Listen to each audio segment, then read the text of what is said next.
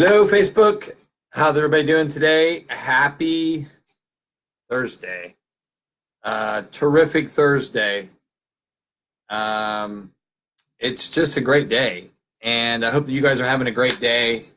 I hope that some of you will be encouraged by this. I'm so sorry that I haven't been on last couple of days. I was getting message after message of things. And I wanted to talk today. I found a great article and I recapped. I read it like 5 times. And hey, Tracy. Hey, Chris.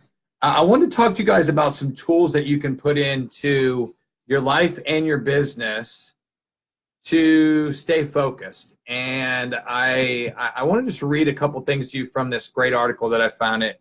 And it talks about like either whether you're a self-directed entrepreneur or you're just you're an independent entrepreneur, or maybe you're somebody who just is having problems staying focused in life. It says usually what happens is many things happen at the same time, which keeps it hard to focus.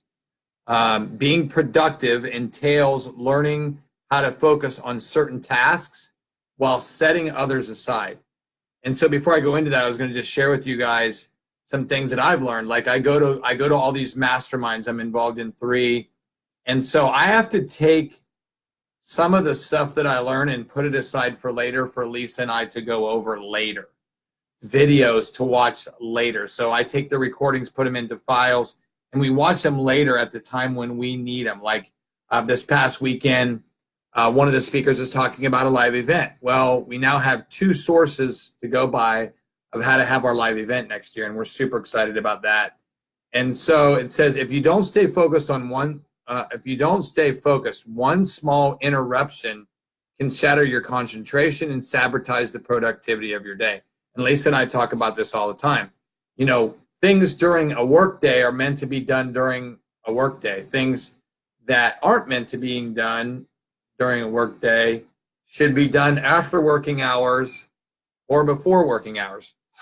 I don't know about you guys, but my nose gets super dry when I'm traveling, and it just drives me nuts. So I sorry about that. So let's look at some ways in which the world distracts us. What we can do to stay on track. After all, when you're your own boss, or maybe even when you work for someone else, you're the only person who can help you focus. So let's talk about some ways that we can get distracted. It says some people have to deal with distractions as ordinary part of a working day, right? Most people have different obligations vying for their attention. One employee, another employee, you have tons of employees, right? They all want your attention. So there are only so many hours in a day to do everything. Most people find it hard to multitask. Even the best find distractions that are stealing from the infinite amount of time that they have in a day.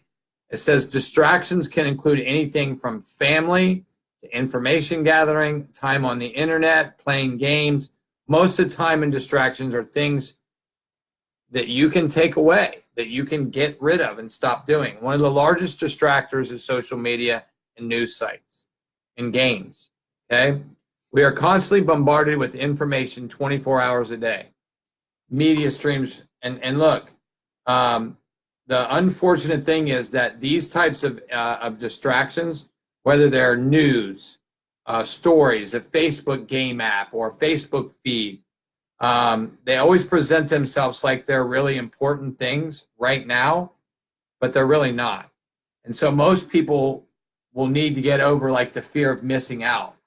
You know, if they want to disengage and get their day done and be more productive, they have to, not worry about those things. Like I'll just say for me, it used to be, I used to like to play golf online, right? So I'm not doing that as much anymore, right? So it used to be wanting to look at Facebook all the time. So I'm not doing that anymore, only using it as a way of connecting with other people, engaging with other people, and being productive. So the second thing was why focus is paramount to being productive. Without focus, it's very hard to get things done. Imagine if you have a list of things you need to do. Being distracted is like inviting other people to fill your to-do list with irrelevant things. I love that. Listen to this again. Being distracted is like inviting other people to fill your to-do list with irrelevant things. Once we get distracted, our energy is more likely to be depleted, and we are less likely to finish the task we're supposed to be working on. I believe that goes with along with our health. It says being able to focus selectively on just one task is learned behavior. Just as you would exercise your muscles at the gym, right? You likely have to exercise your focus. It's why they put blinders on a horse, right? If you don't practice focusing, there's just too many distractions in our life and in this modern day that you will get tempted to do things that you shouldn't do. It's very, very easy. And look, it's not to say that you put your nose to the grindstone every working hour of the day. Once you're getting better at focusing, you learn from that and learn that there's different ways to focus according to the task at hand, right? And so they gave an example, which I thought was pretty cool. They said, for example, brainstorming new ideas for a project require a more relaxed thought process than burning the midnight oil to finish a project. That's why it's important to have an awareness to know which kind of focus and attention to deploy to tasks that need to be accomplished. So for me, educating customers is very important, right? And setting up times. Like right now, we have to wait for 2 weeks before we can schedule a venue for our event next November. So if you're a man and you're watching this, or you're a wife and you have a husband who you want to become the best version of himself, no matter what his age is, you're going to want him to be at my event next year here in Florida, in Tampa in November, right?